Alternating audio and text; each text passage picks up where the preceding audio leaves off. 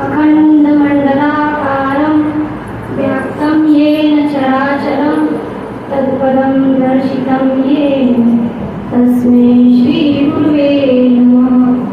अज्ञानान्धस्य लोकस्य ज्ञानाञ्जनशलाकया चक्षुरुन्मीलितं येन तस्मै श्रीगुरुवे नमः। गुरुर्ब्रह्मा गुरुर्विष्णु गुरुर्देवो महेश्वरा गुरुर्साक्षात् परब्रह्म तस्मै श्रीगुरुवे नमः। तस्मै श्रीगुरुवे नमः। परम मंगल में ईश्वर परमात्मा एवं तत्वदर्शी सद्गुरु के श्री चरणों में सादर नमन वंदन करते हुए हमारे ओंकारेश्वर जो विद्यापीठ है वहाँ के परम पूज्य स्वामी जी और एवं उनके यहाँ की जो माता जी है उनके भी श्री चरणों में सादर नमन वंदन करते हुए ईश्वरनगर उप केंद्र के संचालक गायकवाड़ चाचा जी और यहाँ पर उपस्थित सभी विज्ञान मंडली जिसमें ज्येष्ठ श्रेष्ठ पिता तुल्य भाई तुल्य एवं महिलाओं में समस्त अध्यात्म सत्संग महिला मंडल के सभी महिलाओं को मेरा सत्संग नमन है। आज परम हर्ष का विषय है कि इतनी सबकी जिंदगी में व्यस्तता रहते हुए भी रविवार का जो दिन है जो सबको सप्ताह के वीकेंड में छुट्टी का जो एक दिन मिलता है उसका सही उपयोग करने का आज ईश्वरनगर उपकेंद्र में गुरु पूर्णिमा के उपलक्ष्य में आज यहाँ एकत्र होकर हमारे नारायण भगवान जिन्होंने सर्वांग योग का आविष्कार करके हम जैसों के लिए अपना निज कल्याण करने का एक शुभ अवसर हमें प्राप्त कराया है, तो अपना निज मूल स्वरूप जानने का हमें शुभ अवसर प्राप्त हुआ है। वहाँ यहाँ ईश्वरनगर विज्ञानशाला में गुरु पूर्णिमा के उपलक्ष्य में ऐसे तो प्रत्येक सप्ताह भी यहाँ कार्यक्रम होता है, लेकिन सभी विज्ञानी जन और सभी महिलाएं यहाँ उपस्थित नहीं हो पाती है। पर जैसे कोई मुख्य कारण रहा तो सभी की उपस्थिति यहाँ दिखाई जाती है और आते भी है सब। और बहुत ही अच्छा है कि कहते हैं रामचरितमानस में कि बड़े भाग मानुष तन पावा सो दुर्लभ सद्ग्रंथ ही गावा। तो मनुष्य तो यहाँ 4 प्रकार के बताए गए हैं, लेकिन सभी में वो रुचि दिखाई देती है क्या? ऐसे तो बड़े बड़े पंडाल लगाते हैं, वहाँ तो न बारिश देखा जाता है न धूप देखा जाता है, हजारों के संख्याओं में लोग प्रवचन सुनने के लिए जाते हैं।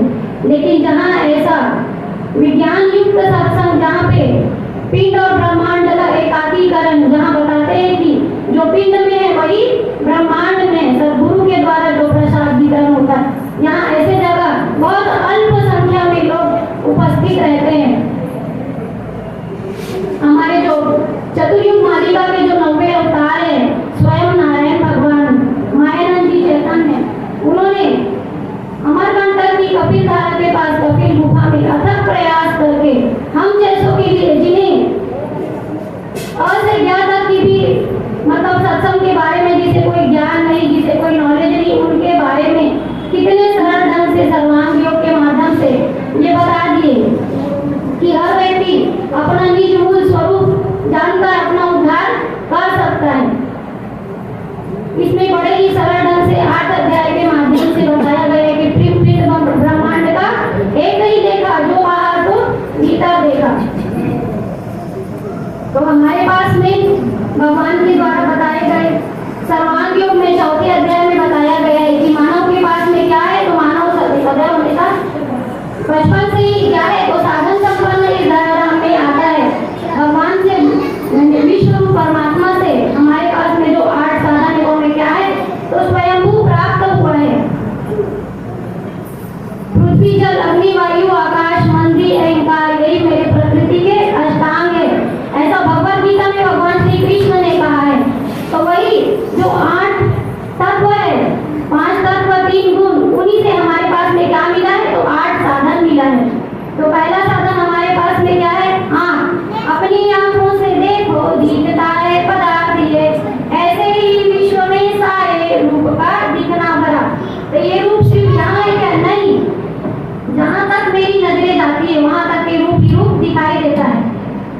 रूप हमें कैसे दिखाई देता है? तो पहली जो क्रियाशील ज्ञानेंद्रिय जो आंख है वो हमारे पास में क्या है? अग्नि तत्व से मिली हुई है और रूप देखना ये उसका गुण है।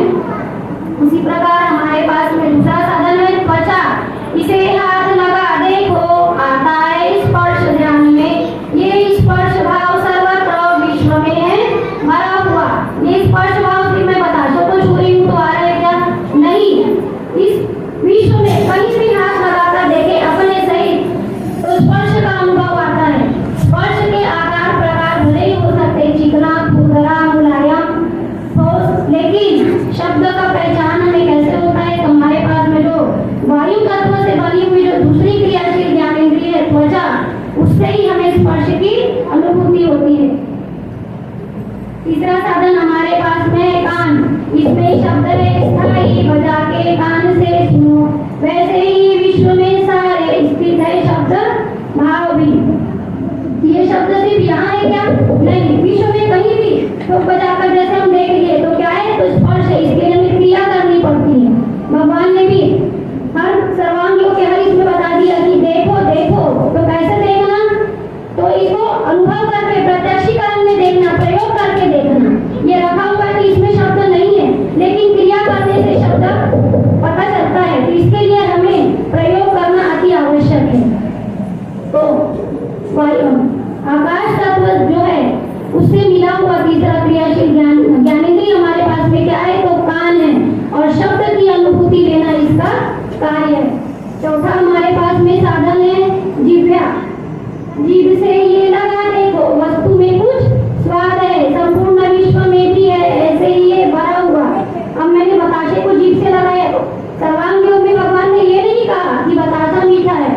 उन्होंने कहा कि हर वस्तु में क्या है? तो रस भरा हुआ है, रस भाव भरा हुआ है।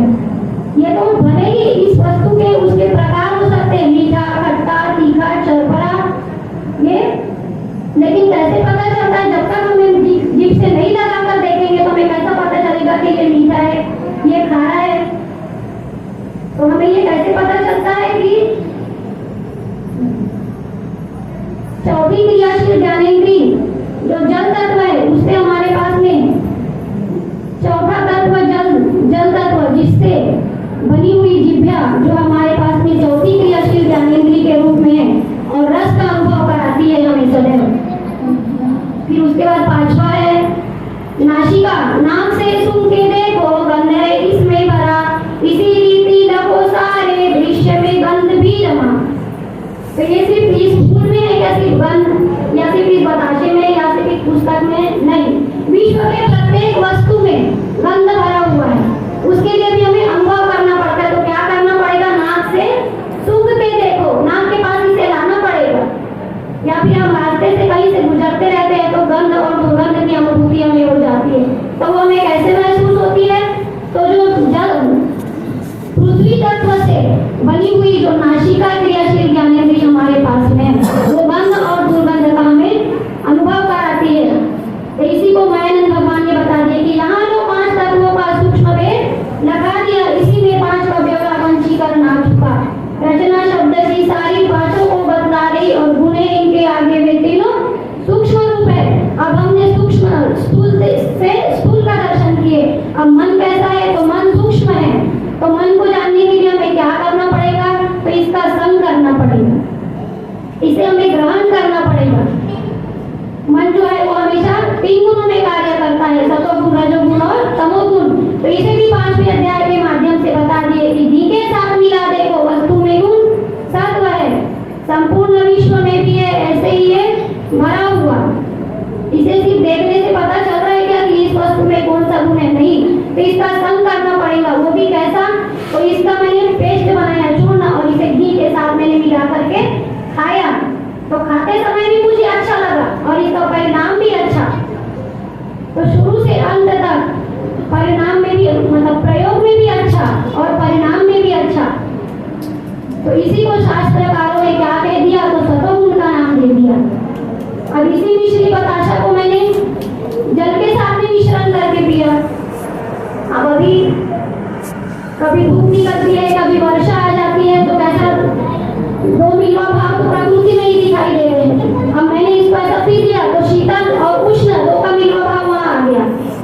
इसी को कहा है कि जल के साथ पीने से वस्तु में गुण है न जो या प्रत्यक्ष दिखेगा वैसे स्थित विश्व में। अब शरबत मैंने बना ली और एक गिलास पी ली तो मन नहीं भरा तो दूसरा भी गिलास मैंने पी लिया, तो इसका परिणाम मुझे सर्दी खांसी के रूप में दिखाई।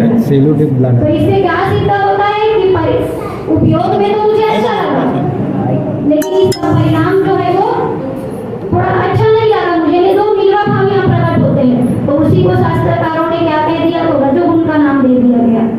अब इसी को अकेली वस्तु खाने से दिखेगा तम है भरा, इसी रीति रहे तीनों गुण संपूर्ण विश्व में। अब इसी को मैं अकेली चबा करके खाती हूँ, ये ठोस पदार्थ है, तो खाते समय भी मुझे दांतों में तकलीफें होंगी और बाद में भी मुझे बुरा ही महसूस होगा। तो शुरू से अंत तक जिसका उपयोग करने से हमें बुरा ही बुरा अनुभव आया, तो उसी का नाम क्या कह दिया गया इसमें, तो तमोगुण का नाम दे दिया गया। ये 5 से हमने 5 देखे और मन से हमने क्या देखा, तो 3। तो इसी को अष्टधा प्रकृति कहा गया है, जिसमें 8 का लय है। इसीलिए सभी गुण और सभी तत्व समान अवस्था में समाये हुए, तो इसी को गुण साम्य भी कह दिया गया। इसी को साकार कहते हैं, इसी को सगुण कहते हैं। इसी को शीतलता प्रदान करती तो शीतला माता का भी नाम दिया गया है।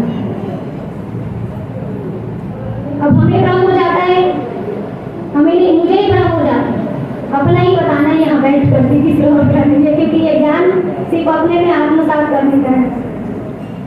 ये बताशा यहाँ रखा हुआ है तो ये जड़ है, और मैं बोल रही हूँ, मैं यहाँ बैठी हूँ, वहाँ से आकर मैं यहाँ बैठ गई तो मैं चेतन अवस्था में हूँ, यह हमें भ्रम हो जाता है। लेकिन इसे भी सर्वांग योग के माध्यम से भगवान ने बता दिए कि ये जीवों में अंदर के द्वारा ये तीनों स्थूल रूप से अपवाद बने पित्त वेग से उतरे लगे। इसी को खाते हैं तो हमारी इस 3.5 हाथ के शरीर में ये क्या बनता है, तो अपवाद पित्त बन के ये क्या करता है, तो कार्य करता है। इसी से हमें क्या मिलता है, तो ऊर्जा प्राप्त होती है। अगर हम किसी भी प्रकार के अन्न को फल फ्रूट को ग्रहण नहीं करेंगे तो हमें भी स्नायु चलाने की नौबत आ जाएगी, और वो भी स्नायु कैसा है, तो वो भी जड़ है। हम कह रहे हैं वो जड़ है, लेकिन उसे जब हमारे बॉडी में जब डाला जाएगा तो वही तो हमें चेतनता प्रदान करेगी। तो जड़ चेतन तो कुछ है ही नहीं है, बस वस्तु के आकार प्रकार का नाम दे दिया गया, रखा हुआ है। ये सुसुप्ति अवस्था में है, किसी को जड़ कह दिया गया, और क्रियाशील अवस्था में है तो चेतन का नाम दे दिया गया। अब 7वां साधन हमारे पास में बुद्धि, जो अक्षर आत्मा का हमें दर्शन कराती है। इसे भी 6वें अध्याय के माध्यम से बता दिया कि अक्षर आत्मा को जानने की सुरीति है, लगाते हैं इसे लेना श्रद्धा से सात्विक लिए, संपूर्ण विश्व की लीला चरमे ही तो हो रही, उसमें जो बैठी है कि अस्थि भांति प्रियत्व से। तो इस विश्व में ऐसी कोई भी वस्तु नहीं है कि तुम्हें प्रिय नहीं है। अभी तीन भैया ने बताया कि समय के अनुसार जब जब जिस वस्तु की उपयोगिता हमारे बुद्धि में, यानी मुझे ऐसा लग रहा है कि ये पुस्तक रखा हुआ है, सत्संग में जाना है तो मैं सर्वांग योग को अपने पास रख लूं, उस समय मुझे इस पुस्तक की प्रियता महसूस हुई। प्रयोग करने के लिए यहाँ पे ये बताशा उपयोगी है, तो इसकी प्रियता यहाँ स्वागत करने के लिए हार उपयोगी है। तो यहाँ ऐसी कोई भी वस्तु नहीं कि जिसमें प्रियत्व नहीं झलकता हो।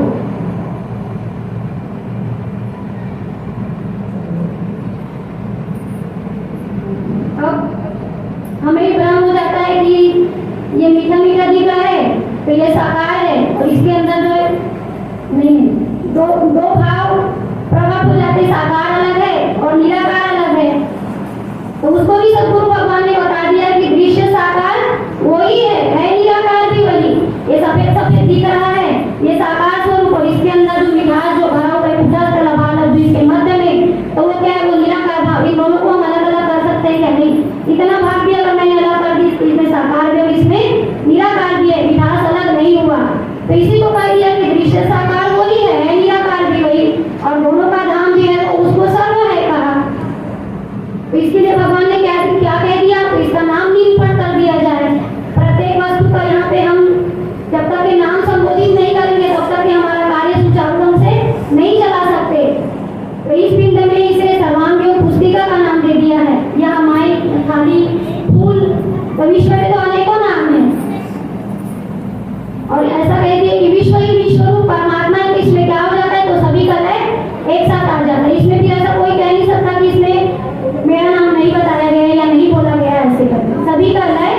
उसी में हो जाता है। नाव ले भव सिंधु सुखाई, सभी का नाम उसी में आ गया, सब उसी में लीन हो गए। अब आती है भक्ति। तो सुने हुए समझे हुए जो ज्ञान को जो हम निरंतर सतत जो हम सुन रहे हैं, अभ्यास मनन में जो ला रहे हैं, उसी को सही ढंग से अपने आचरण में, अपने जीवन में उतारना है। और ये जो वस्तु रखी है उसके साथ में सदव्यवहार, प्राणी मात्र के साथ में वस्तु के साथ सदुपयोग, और प्राणी मात्र है उसको ईश्वर अंश जीव अविनाशी चेतन अमल सहज सुख राशि, तो सभी में ईश्वर का अंश है ये जानकर उनके साथ में भी प्रेममय व्यवहार करना। इतना ही कहकर मैं अपनी वाणी को विराम दे रही हूँ। सद्गुरु भगवान की जय, विश्व रूप परमात्मा की जय, सनातन धर्म की जय।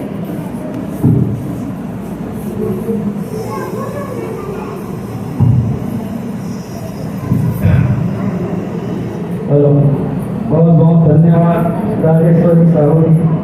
आपने सही समय 15 मिनट में आपने उपदेश बहुत अच्छे ढंग से रखे। सभी 5 तत्व, 3 गुण, अक्षर, आत्मा, नाम और भक्ति के संपूर्ण सर्वांगियों की व्याख्या उपदेश आपने 15 मिनट में बहुत अल्प समय में ढंग से अच्छा प्रस्तुत किए। और ऐसे ही आप अपना मनन चिंतन और बढ़ाते रहिएगा और दिव्य दृष्टि का